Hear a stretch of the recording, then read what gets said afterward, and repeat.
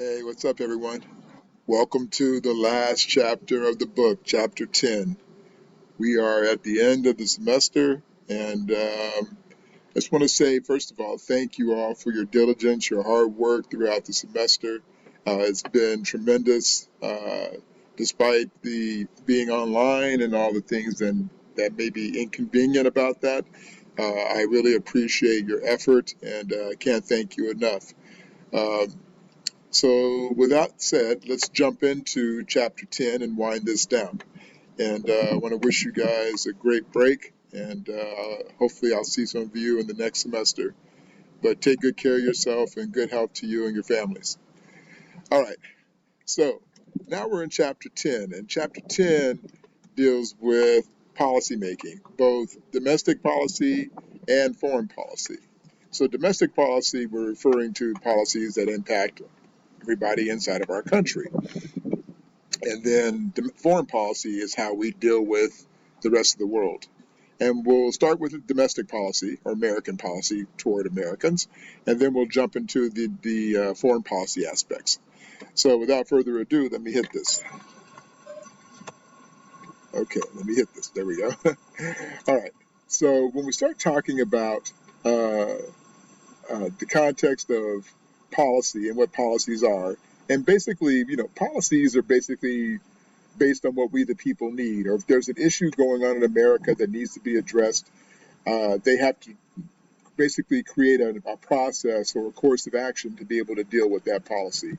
And that's what we call public policy. It's the way the government goes about solving problems or dealing with issues that are relevant in America.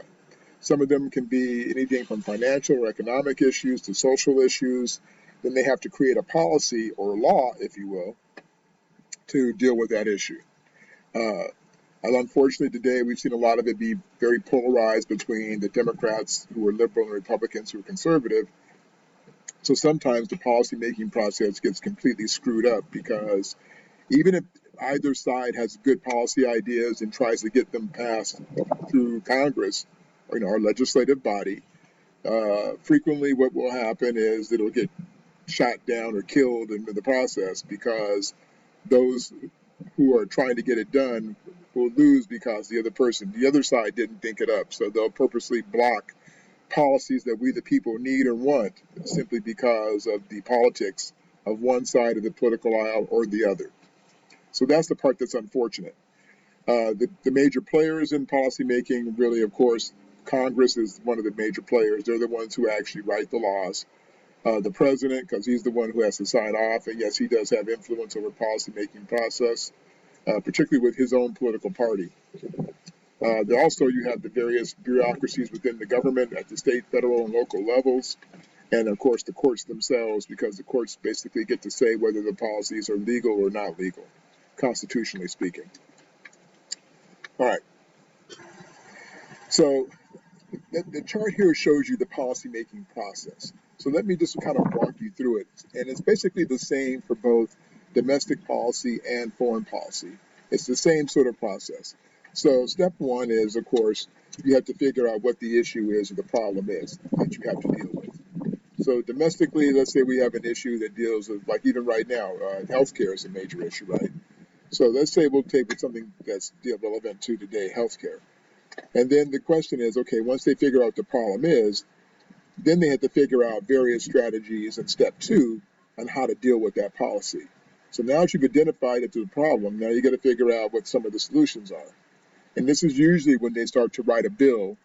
And again, I want to remind you, when a bill is created in Congress, this is what they call it before it becomes a law. So when it's going through the policymaking process, a bill, and once it's signed by the president, becomes law, and then it's the law of the land. Until then, when it's in the process, it's called a bill. Okay. So once they come up with a series of strategies for solutions, let's say they might have, plan A, plan B, plan C. And let's say by the time you get to step three, you have to decide which plan you're going to go with. So let's say they decide to go with plan B. And at this point, this is when they decide to adopt that particular solution to the problem. And then when they do this, this is when they finally move the bill. If it's signed by the president and the Congress, then it becomes a law. And then once they move to this point in step 4, they have to then make it work. So now that you're taking it from sort of the theoretical idea, and then now you have to practically apply it. So this is where they have to then create the infrastructure, or sometimes agencies or institutions, to be able to now implement how they're going to fix the problem, right? So they might have to create a new agency, for example, to deal with, how to deal with healthcare, or how to monitor healthcare in America, right, and healthcare issues for affordable care. So that would be step 4. And then the final step is, as with anything, is the evaluation step, right? And this can be a 1 year, 2 year, 5 year cycle, or maybe all 3, where you basically say, is this policy working? And then the great thing about it, if it's not working, you can think of mechanisms or ways to be able to rewrite it or to amend it, to be able to bring it to where you want it to be. But this is basically the process. It's in the 5-step process for both, whether you're dealing with American policy domestically or whether you're dealing with foreign policy. And I'll talk about that in the same context in just a minute here. Okay. Now, the politics behind all of this, right, in terms of the various types of policies, and there's 3 primary types of policies. And you can see here on the chart, the first one is called redistributive, the second one is called distributive, and the third is called regulatory. Well, let's start with the first one. Redistributive policies are policies that are basically made to help those who have been disadvantaged in society. So it could be people of color, women, LGBTQ communities, disabled, elderly, anyone who's been sort of like left behind. These redistributive policies are put in place. Usually they're promoted by special interest groups. Politicians can also be motivated if they want them to vote, those people in those communities to vote for them. Of course, who pays for them typically is the middle class, because the middle class typically pays for a lot of the taxes that are put in to subsidize these programs. And some of the samples you can see there are like Medicaid, food security, health care, things like that. So basically they take money in from the tax base and then they redistribute it to those who are in need. Okay, so that's what's called redistributive policy. Distributive policy is basically sort of the same, but it's basically set up to meet the needs of a specific group. So it could be a particular interest group, like, say, climate change, those who are dealing with climate change, right? So if that was a special interest group, which it is, then that would be how you would be distributing money to that particular interest group, or say an environmental interest group. And then the people who promote it are usually the legislators and interest groups themselves. Of course, the legislators get money from these interest groups, so that's why they're motivated to back these issues. Or if it's something that the legislator, meaning your people in Congress, really care about, then they will get behind them to help support those individuals. Who pays? The taxpayers pay. Usually everyone pays in this. And typically we're talking about, like when we talk about veterans who come back from war, for example, farmers, the middle class people who are, those who hold mortgages, anybody who's basically, that needs some subsidization to be able to protect what they do. So farmers, of course, because to compete, have the price on their goods be competitive, they need sometimes help from the government to do that. So the government can then distribute funds or resources to the farmers, for example, to be able to do that. The last one is basically regulatory, and this is basically how you can control certain actions within or individuals within groups or interest groups. And it's how you go about regulating the various policies that deal with things that, like for nuclear energy, or the environment, or food and drug, or automobile safety.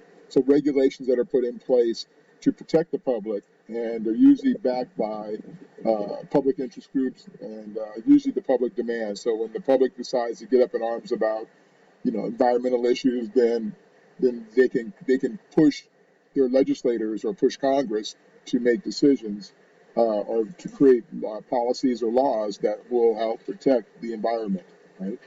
So who benefits from it? Well, we all benefit from it, but the public benefits from it.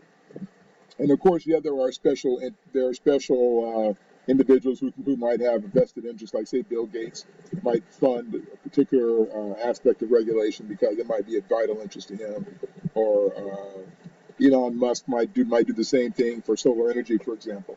So those people can help drive the policies that set regulatory limits on the various things that directly apply to the public. Okay, so in the context of domestic policymaking, there's what I call social, mostly social and economic are the two primary drivers of basically everything that happens in America. And when we talk about social policy, we're talking about the welfare of the people. So when you talk about it, you can see here on this PowerPoint slide, you talk about social welfare policies, you're referring to like AFDC or TANF or SNAP. For the middle class and corporations, they have subsidies that are also part of social policy. And again, these are things that benefit society at large. You also have Social Security insurance, and various entitlement programs. And then you have healthcare issues that are also part of our society, right? That we all have to try and provide and make sure everyone has healthcare. So the Affordable Care Act and Medicare and Medicaid are also part of social policy. This is one of the biggest struggles in our Congress right now. Is basically the question is how much do we care about one another? And when people complain about the people who might take advantage of these programs or, things like that. I always tell people that it's a small percentage of people who actually take advantage of these types of programs. And that people have to be careful when they start talking about welfare programs or those who benefit from welfare programs, because in truth, we've all been on welfare. Even those who are wealthy, if you've gone to public school or you get things that are subsidized at a lower cost, because, for example, if you go to Cal State LA or UCLA or a state institution, you're paying a fraction of the cost of what it costs to really go to that school if it wasn't for subsidies by the Department of Education or various other agencies. So that means that we're all on welfare to some degree. So when people start to malign people who are on welfare, I always say, okay, I'll tell you what, if you want to pay what it really costs to go to school or what things really cost, we can always put you over that bubble and you can deal with that yourself. But there are much more advantages and disadvantages to trying to protect and help everybody in our society. And then on the economic side, of course, you've got to be able to figure out how you're going to protect the economy. And so, you can't protect society without having a vibrant economy. So this is where that struggle between people and money comes in, right? And you hope that in our society that it would be more equal. But right now we live in a world where capitalism, vis-a-vis our economic policy, is way more important than people. So that's why we have actually a lot of imbalance right now. When you look at the reality of how where people are in our country versus how money is doing in our country. Uh, and so basically the government's role is to try and keep, tax and spend and stable, keep the economy stable. Um, you also have to look at how much of course you always want to have a surplus. Instead, in other words, you want to have more money in the bank rather than have a deficit, meaning you have no money in the bank or less money in the bank. So you always want to make sure that you're on the upside of it and not on the downside of it. When we talk about monetary policy, we're talking about how the government's their ability to control the supply of money and control the interest rates of money and how much it's worth. So like when you have a credit card, and let's say you borrow $1,000 and the interest rate is 10%, and so by the time you pay it back, depending on how soon you pay it back, you could pay maybe $100 more for the cost of borrowing that $1,000. So they set their interest rates on what you when you borrow money, how much you have to pay back on the money you borrow. And then the Federal Reserve System basically is the entity that basically calculates the percentage of money borrowed. That's what their role is. The system is built in place to set what those rates are.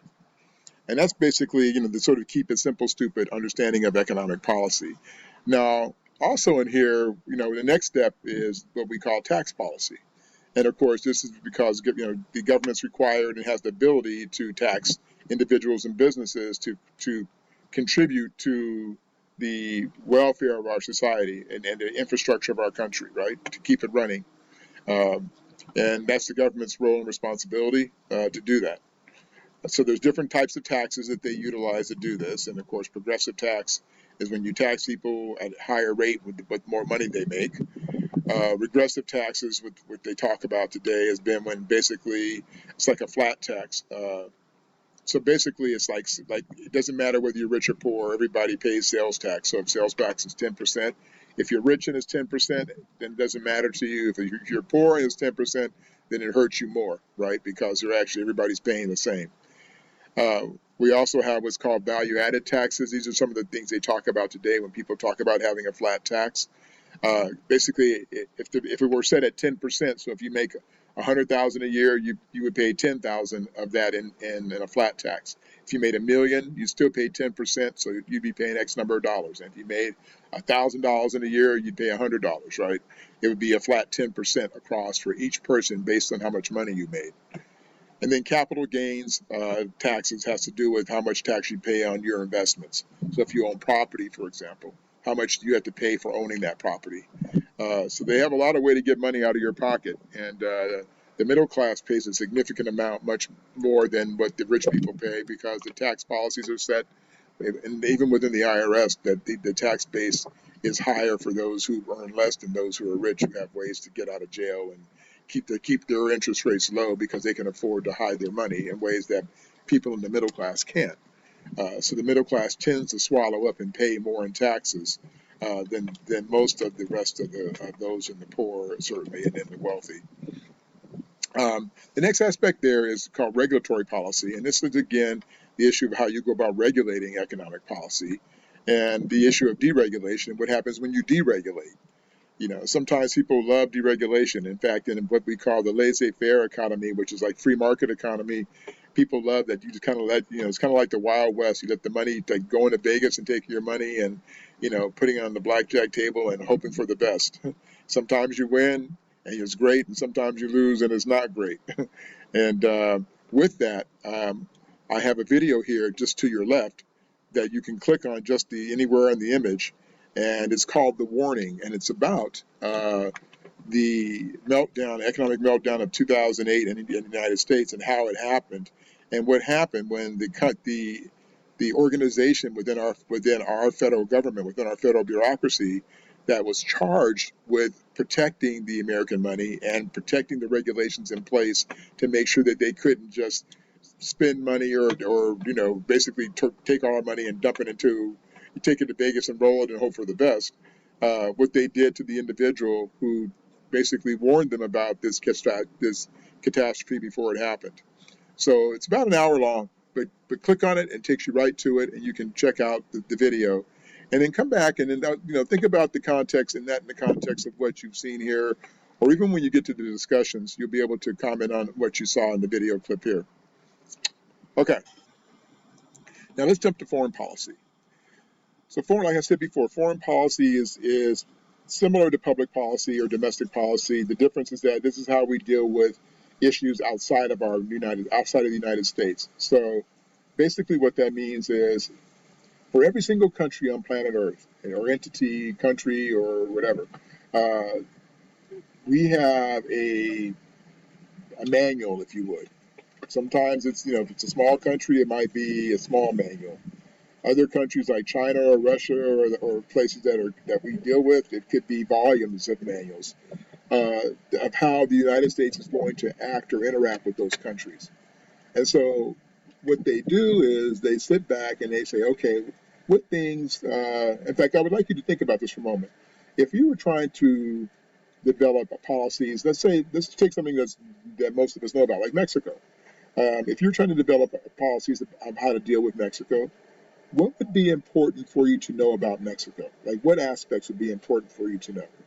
Like, would it be important to know about, their economic security or stability, their social stability, maybe their religion, because Catholic religion is strong in Mexico, so maybe understanding how the role of religion, because religion is power, which has the ability to influence behavior. Maybe the ethnic breakdown might be important. Resources, of knowing what Mexico's resources are, right? And then the question would be, why is this important for America to know?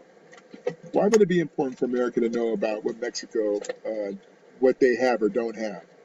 Well, the reason is because in terms of our relationship with them, it's really about being able to say, what do I have that they may need, and what do they have that I may need, and how can I get it so that I'm in a relationship where they need me more than I need them?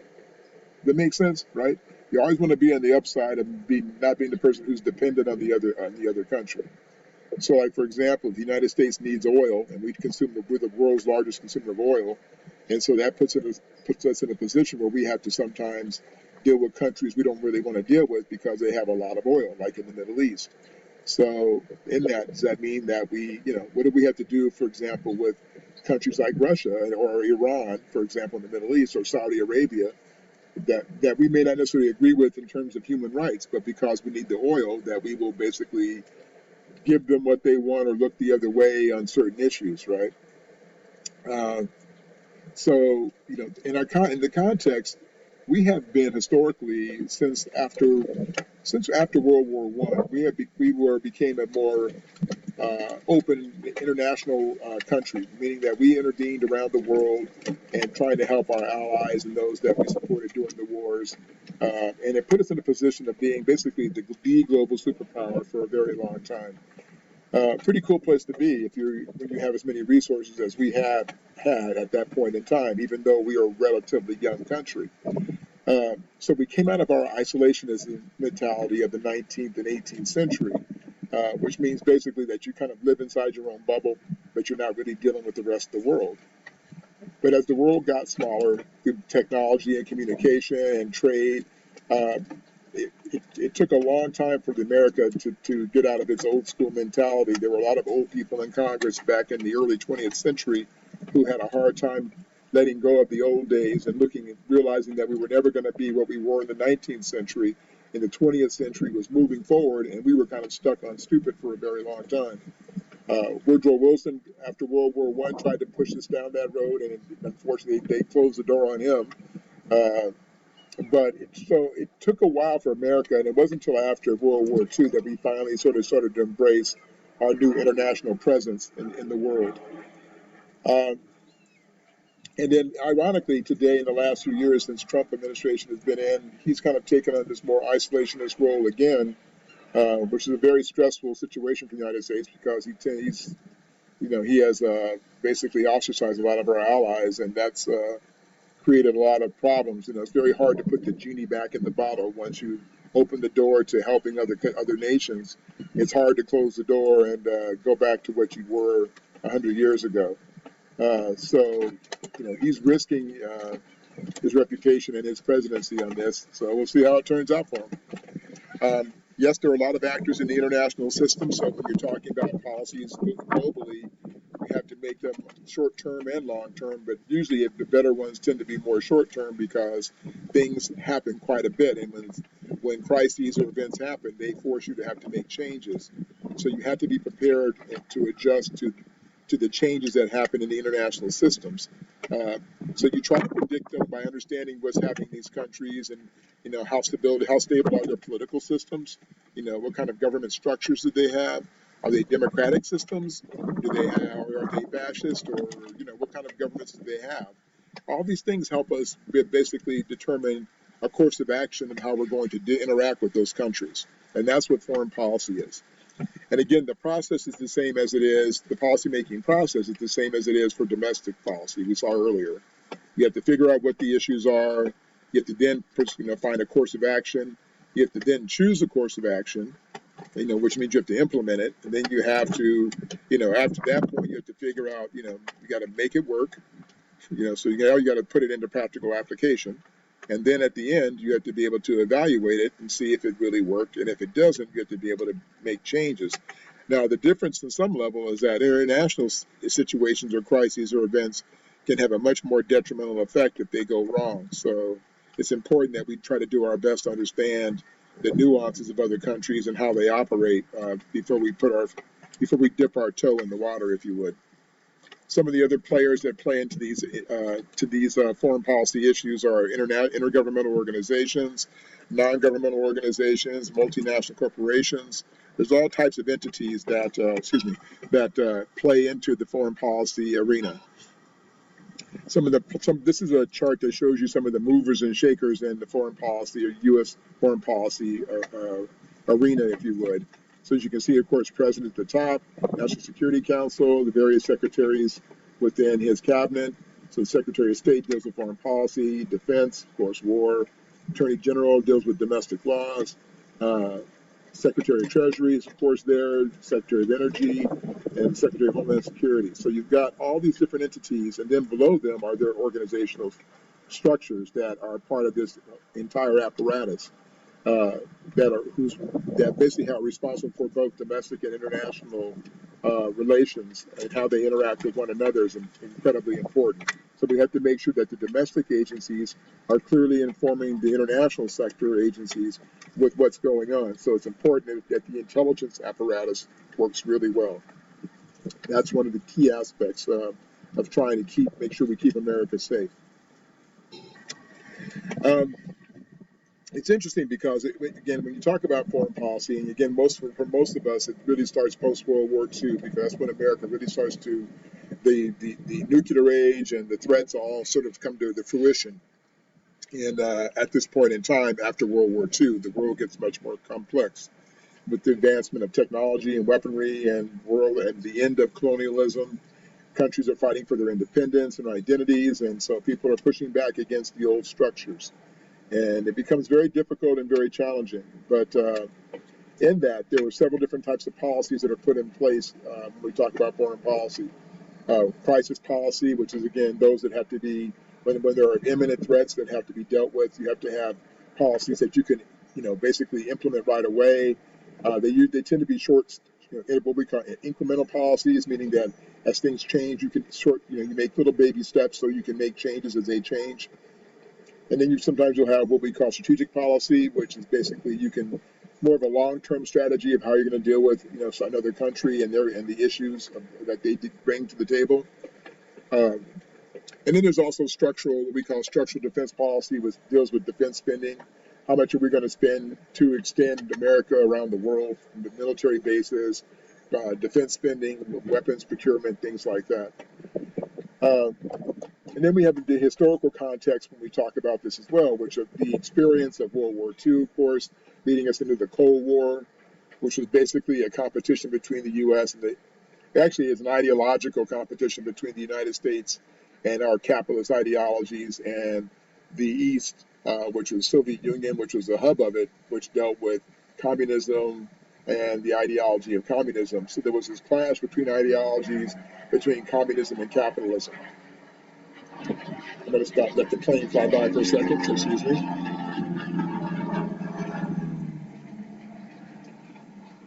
Okay.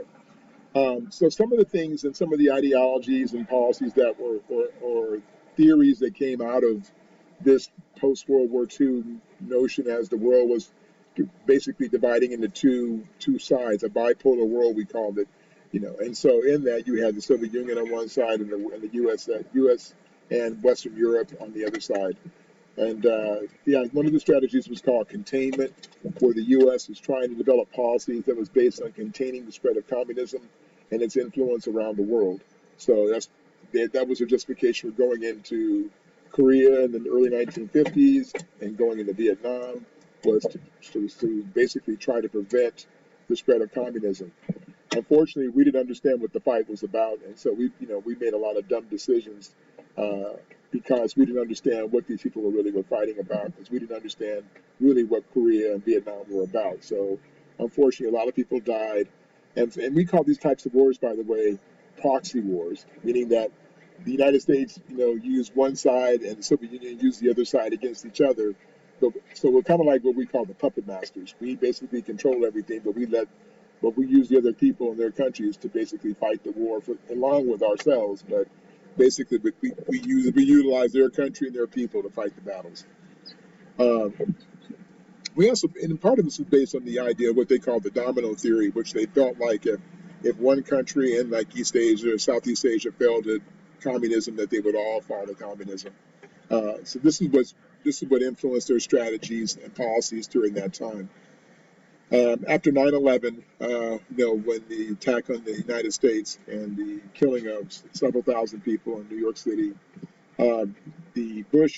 President Bush at the time created what was called the Bush Doctrine, which was based on, for the first time, the U.S. taking preemptive action, meaning they could justify going into another country and killing it if they felt like if they were going to attack us. And it was basically based on the notion of terrorism and the idea of we could justify going and taking out countries if we thought they were an imminent threat. Uh, the policies have gone back and forth between Obama and Trump on these issues of foreign policy.